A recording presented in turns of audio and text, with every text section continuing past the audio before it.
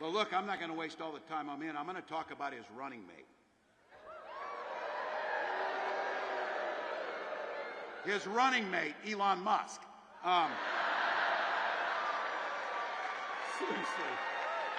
Seriously.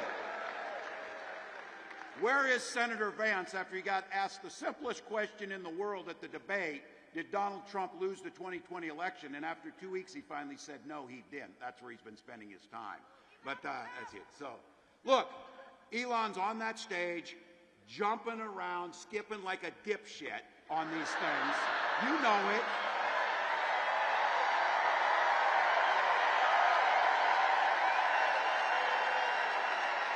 Think about it. Think about that. That guy is literally the richest man in the world, spending millions of dollars to help Donald Trump buy an election.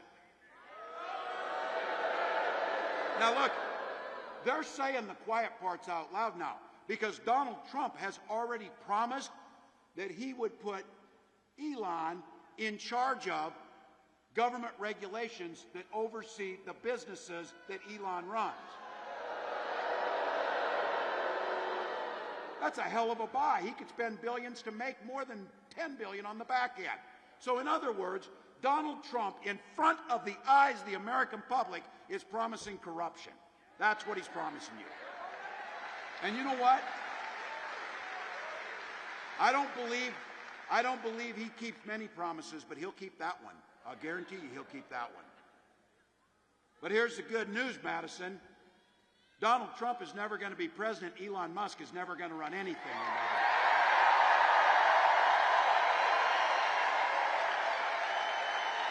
So, and the good news is Kamala Harris is promising a new way forward and ready to deliver. Both of us grew up in middle-class families. We didn't start out with $400 million, and we're not the richest people in the world. For Christ's sakes, they said that I might be the poorest person that's ever run for vice president. Yes. Yes.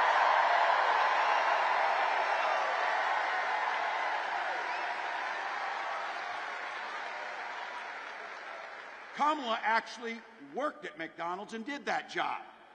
And we know that the economy works best when everybody has an opportunity to get ahead and thrive. And here's the beauty of it. She's laid out a plan. 100 million middle-class Americans receiving a tax cut and up to $6,000 for new parents to get their kids off to a good start.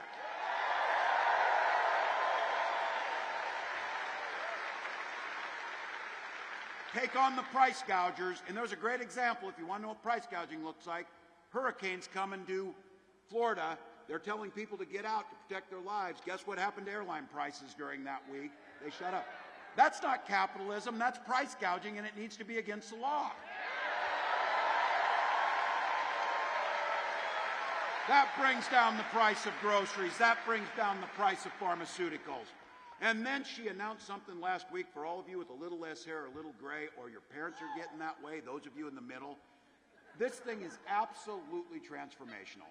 Having Medicare cover in-home care for our seniors. Huge.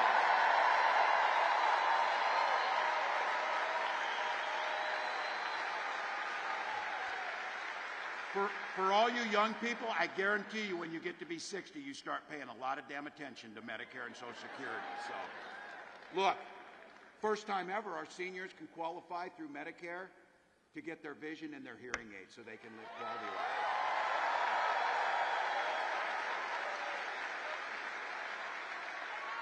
Extend that $35 cap on insulin to make sure that no one has to choose between rationing their insulin or buying their groceries. That's an easy thing. And then finally focusing on the class that really, truly drives our economy, small business owners and entrepreneurs, making sure that folks have access to capital and tax credits to start small businesses and get off the ground.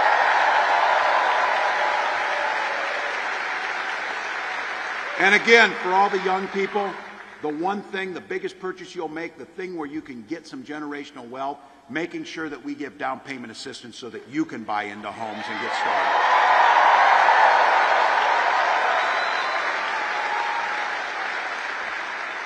We're your cousins over across the way in Minnesota, and we had a saying that came from one of our senators who we lost way too soon in Paul Wellstone, who really summed up an economy. Yeah. We've got them. You've got them. You had Russ Feingold. We know people who knew how to get things done. These are folks who focused on the middle class. And Paul just summed up how an economy should work, and Kamala believes it in her heart. We all do better when we all do better. That's the economy.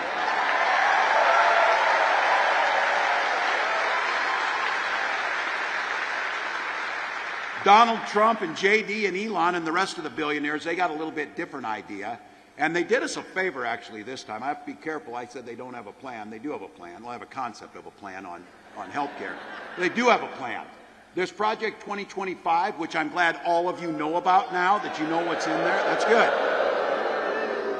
Now, JD on the debate stage, which I'm standing there saying, I can't believe you're saying these things because we all know they're not true. But the one thing he said is Donald Trump has been a champion and a protector of the ACA.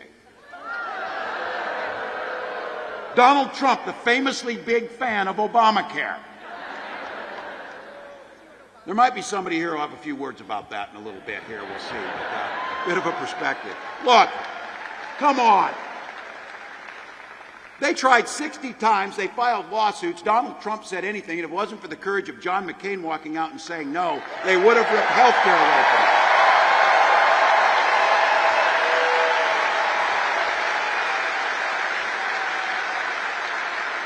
Might be one of the reasons where John McCain's son Jim is with us on this battle. They're with us. You know they'll come after Social Security and Medicare, and I say this again.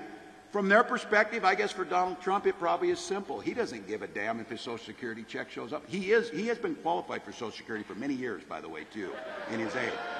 He's a nearly 80-year-old man, so he has known that Social Security's there. But you know what? He doesn't care because he sits down at Mar-a-Lago. You know who does care? All of our parents, like my mom. She needs her check to pay her heating bill and make sure she can eat. We need to protect Social Security.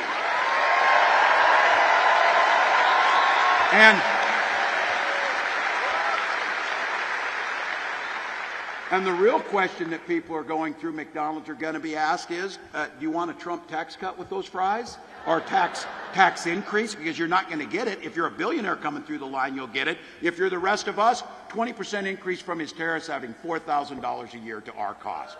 That's what you're going to get. But he called it. Look, they're working on this. He calls it now, get this word, positive taxation. I heard some of you say it. You call it bullshit. That's right. That's right.